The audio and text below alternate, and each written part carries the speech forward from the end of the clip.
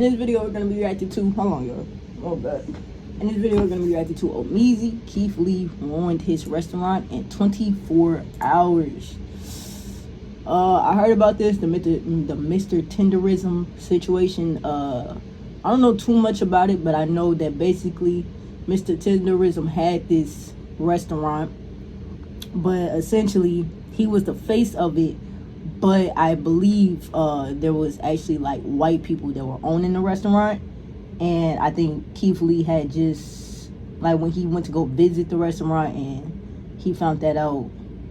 Something along them lines. Let's get straight into it, y'all. Fall from grace like this, it's actually quite amazing. But hey, that's the power of social media. Y'all know that old black man that sits at the barbecue restaurants and shakes his meat until it falls apart? I tried telling y'all about tendernism. But I'm gonna say. Oh yeah, then he also, Keith said that they pre-cut it so it can fall off the bone. That's also another thing that he said.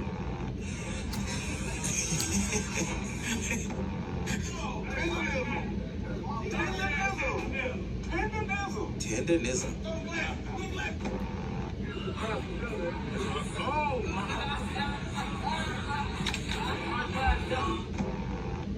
Shake it like a salt.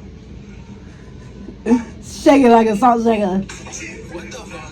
Well, it turns out Mr. Tenderism, it may not be so tender to his customers. In fact, he might just be a Steven from Django. Listen, man, if you're new to this and you want to be true to this, please make sure you hit that subscribe button. It goes a long way for the channel. Now, back to the video. Hey, do hit that sub button. We haven't seen him on the scene for a long time, but remember when Keith Lee used to go to these establishments around the time of 21 and 22? He used to really shake. Yeah, this is when I really found Keith Lee. And so when Mr. Tenderism's videos started to go viral on the internet and different celebrities and, you know, social media figures started to pop up, you know, our good buddy. Is that my boy Desi? Hey, Desi Banks is funny. Y'all know Desi? This would expose man, the tricks of the trade. those were no Vine days. Them Vine days, Desi and King Batch, boy. And bro, what's that name? What was folks' name? Duck. It was something Duck, bro. I hope y'all know. If y'all know who I'm talking about, y'all some real ones. That's when YouTube peaked, bro. Me and my family are currently in Marietta, California, and this, in my opinion, is the most anticipated video I've ever done. Sheesh. And it's from Destination Smokehouse with the tenderism. My whole mission today to see, in my opinion, Oh shit, this actually tenderism, boy, or do I this shit that punched me, twin. together? I got it. Let's try it. Let me with the Spent $129.77. Sheesh. My family said it was very good. We gonna start with what I came here for. That beef free. I didn't touch it. I didn't do nothing. This how I came. To me, it looked like it's sliced. It looked like they slit it straight down the back. So when I pick it up, It already comes off. Oh, they see if they fall off the bone. Well, there ain't no bone in here. I'm gonna just see if they fall apart. It do not. This thing ain't going nowhere. So we were lied to the whole time. The meat ain't really tender. He's cutting the meat. You know, I never felt this lied to about a online personality and the products that they have. Yeah, because essentially your whole thing is it's so tender that it falls off the bone.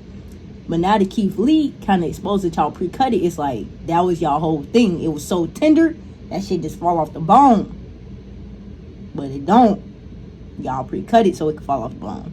Strawberry make growth oil guy. You know, the guy that told us. Hell yeah, folks says, hey, you gotta do 40 strokes this way, 40 strokes this way. You gotta hit that crown. You gotta hit that crown. That's folks. I know who you talking about. 15 strokes an angle. Man, you gotta do all 9 angles. You gotta do all 9 different angles. I didn't even know your head had 9 different angles that you had to brush. And then ultimately, to come to find out, he was doing nothing but going to Turkey to get his hairline filled in. My name is Julie. I live in Sheepshead Bay. Last year, 6. Older black men, you keep deceiving me. On a serious note, that's not what's important at all. Overall, Keith Lee gave a favorable review. You know, said that this was a worthwhile place. The food was good. 8 out of 10. For me, the standout was absolutely Oxtail. But past Oxtail, the standout was not only in my opinion is it extremely hard to get people engaged like that, to show your true personality, to be yourself, no matter how fast things take off into space. I don't think he intended for it to go the way it's going. Now, although his meat wasn't as loose as advertised, Keith Lee did what he normally does in these situations where he does find a good restaurant that he's about to honestly boost into another stratosphere. He Right. goes in and he tips the people very generously. But upon going in and attempting to tip Mr. Tenderism, aka Uncle Steven, a good amount of money, this is where the curtain starts to fall down on the whole Tenderism empire. I'm personally taking $5,000 out of my own bank, and we going to say happy holidays to Unc. So, update. We cannot get to Unc. Security said it was over with for the day. They said that he was filming something. I believe he was filming a podcast.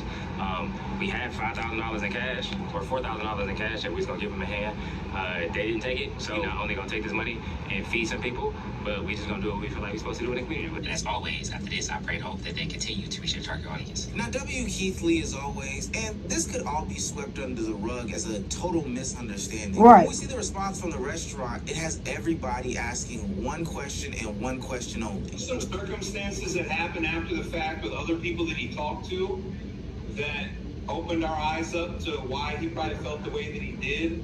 Even the way that he approached it, he didn't ask for anybody else. There's a lot of people visible on social media to offer a tip. Wait, who is that white man? That's Right. right, Mr. Tenderism, the old man that shakes his meat on the internet, falls off the bone, and throws his glasses, is actually not the owner. The of owner, restaurant. yeah, and that was the whole thing. He didn't own the restaurant, and so people thought these white people were just like exploiting him in a way, making him the face, but saying, does he even have any ownership in the restaurant type shit.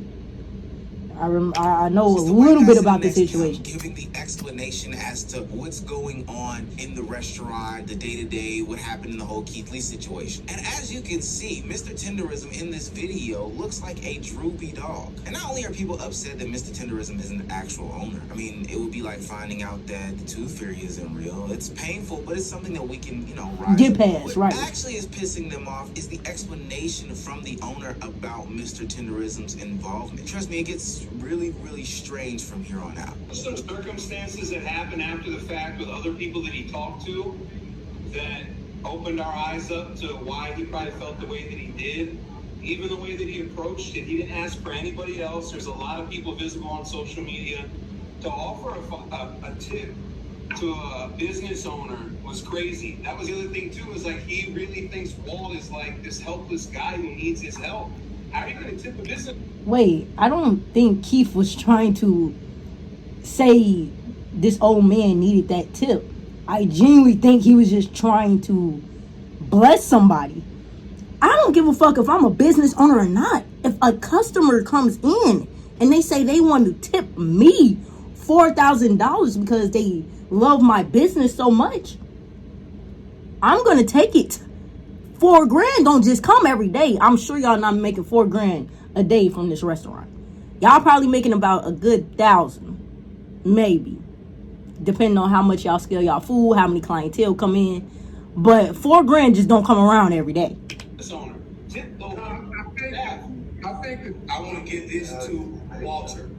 Okay. He specifically said his name to ask me a couple of questions. To ask him a couple of questions, I meant to say. That's how he presented it. He didn't say, hey, I want to give y'all this, and in the meantime, can I talk to Walter and Nick or whatever? He literally asked for him only and said he want to give him that amount of money. right now, what's your bill? Or someone that's visible, Walter French, anybody else, it would have felt like it was coming from a place that we would have accepted, but Are we serious? do we have this following? Yeah, you want me to cut it short? Sorry, man. Hey, look here. I'd like you to some kind of way get in touch with him if possibility. Tell him when he come back. What Keith Lee does with his money is his own concern. And this is precisely the reason why Keith Lee goes about his interviews and his food reviews the way that he does. Is because once people find out who he is, what he's trying to do, and all this other stuff, they take advantage of him. We covered it on this channel when he did his Atlanta food review. And we've also talked about it in his DC food review. And pretty much every food review that Keith Lee has done. I really think that's why he's taken a more step back, public-facing hiatus from doing these types of things. Is because the ability to just be taken advantage of for the things that Keith Lee can do for a restaurant skyrocketed once his reviews became popular. I also find it nasty that this owner now is trying to minimize and speak for Mr. Tenderism. You wanted to give the tip to the old man because the old man is the front-facing He's the image face of the damn thing. It's not Charles, it's him. And who we thought was the owner of the restaurant. Whether he pocketed or distributed it shouldn't really matter. None of the excuses that he gave matter. And now what's interesting about this whole situation is because based off of the fame, based off of the notoriety that the restaurant is getting, and based off of the fact that he understands, the owner that is, that Mr. Tenderism is going around as the brand on the internet for this restaurant, he's decided to now place himself in every single one of the future videos going forward. People thought the worst part was that Unc wasn't the restaurant owner. It wasn't. The real outrage is that the term tendernism was trademarked by the restaurant owner. What Wow. we're witnessing is an old black man being used as a mascot for Right.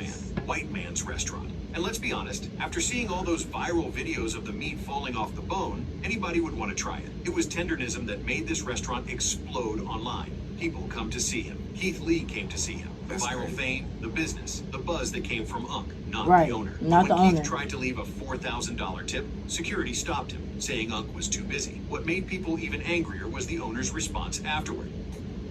Meet Speediance, Gym Monster 2, your all-in-one smart home gym. It's compact.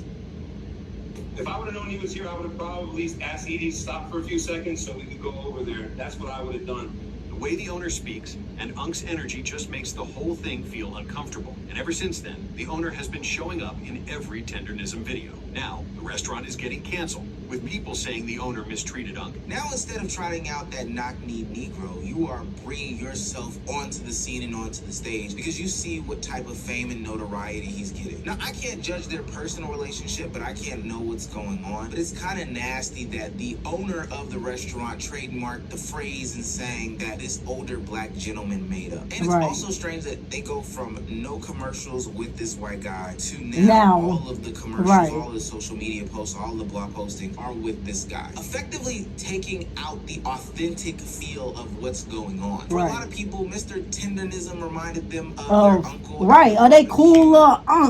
Hey, bro. Like, you know how raw that was to see a black old man thriving like this? To just find out he's not even thriving for real.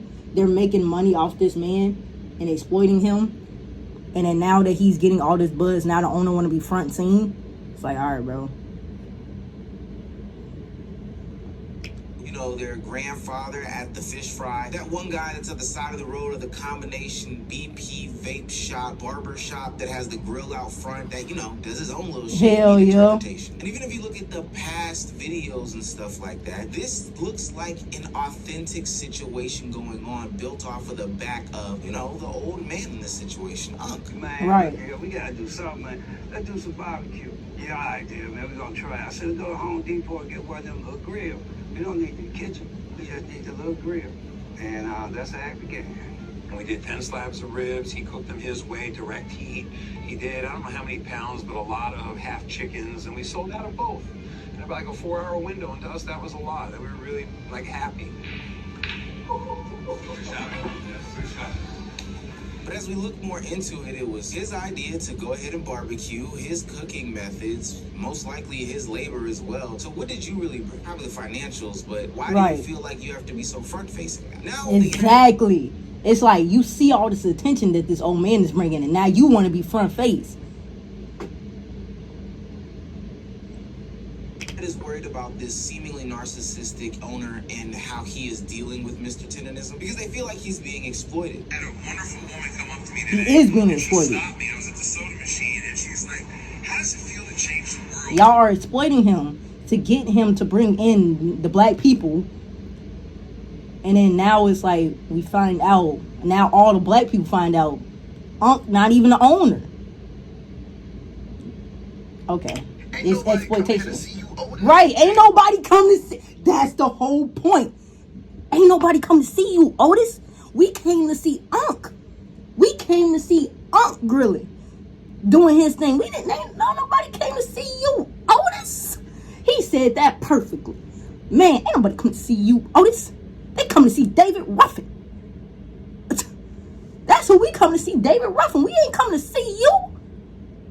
Come on, man. Nobody say that to you. How does it feel to be changing the world? You're making barbecue, bro. Come on, stop it. Now all of a sudden, when the black community don't want to support Destination Smokehouse, now you're making a video pretty much saying like, hey, I ain't racist, guys. Nobody said you're racist. You said you're capitalizing off of black business. When it is not black. Man, boy. And we see the jig that is going on, and the jig is up. And then you got and the fucking jig is up.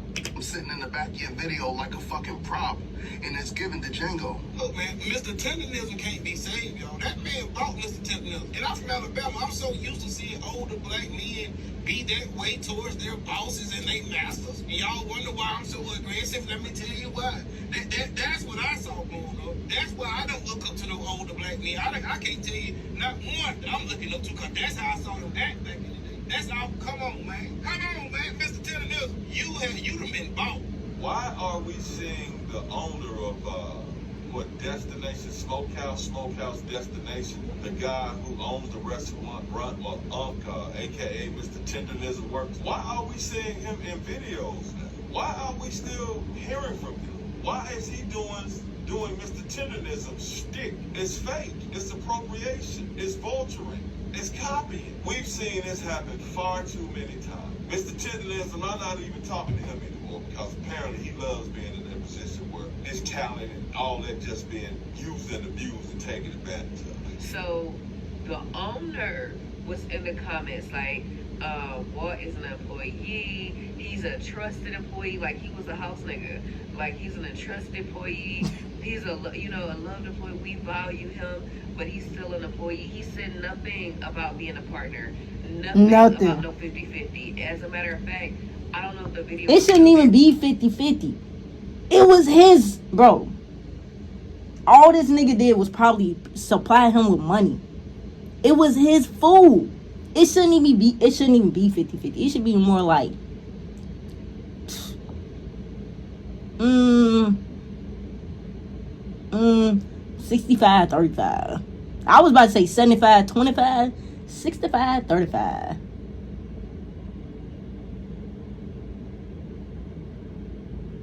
Yeah, 65-35. Not 75-25. I was about to say that, but maybe 65-35. Because he did supply the money, but yeah, bro. But the owner had asked Walt, did he want to be an owner? Did he want his own restaurant? And Walt kept saying no, that this was good enough for him, helping his brother.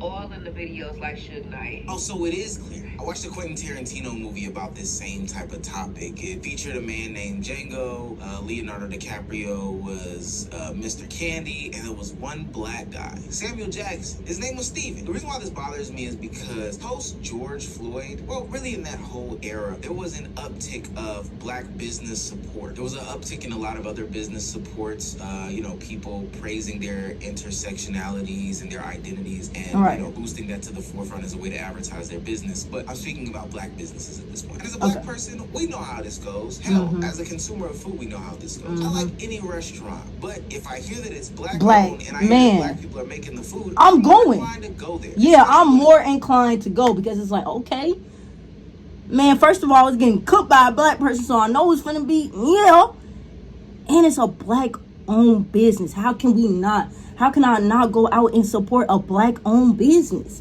Yeah, I'm more inclined to go. It's easier to push that race of people when we know it's somebody that we want to see win. Obviously, more Asian people are inclined to go to more Asian restaurants because it's their culture and they know they're supporting their culture. More black people are inclined to go support black businesses, whether it's them selling oils, food, anything, any service, hair service. We're more inclined to go because we're supporting a black owned person.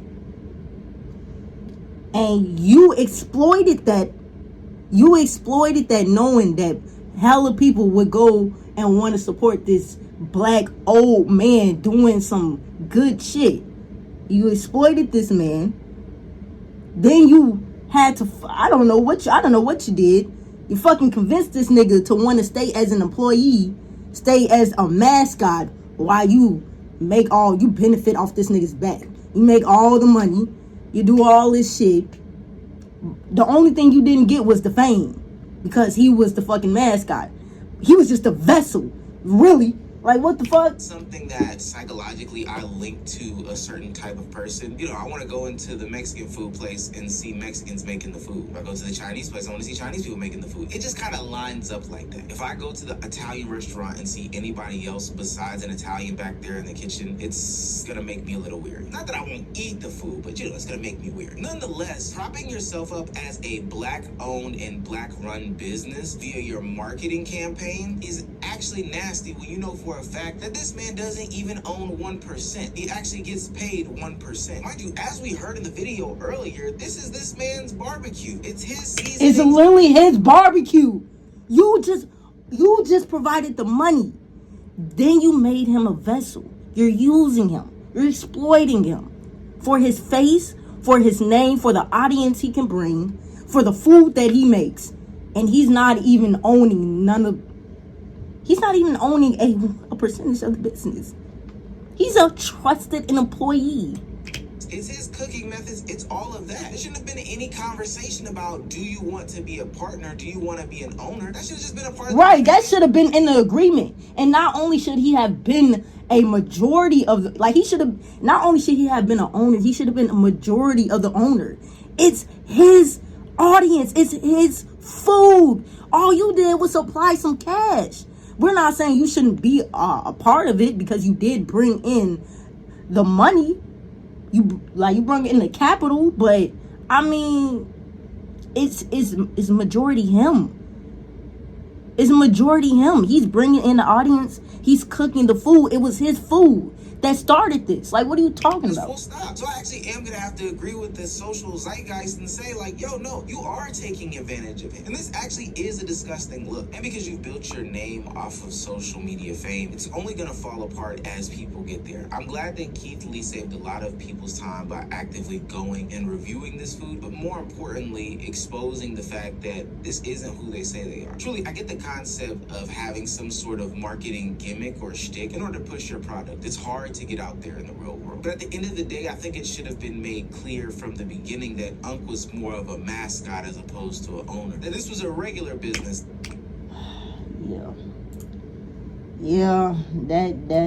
That's bad. That restaurant is indeed finna get canceled. Hey man, if y'all enjoyed the video, bro, y'all already know what the fuck to do, man. Like the video, subscribe to the channel, turn on post in case y'all boys know. Catch y'all boys in the next one. Y'all.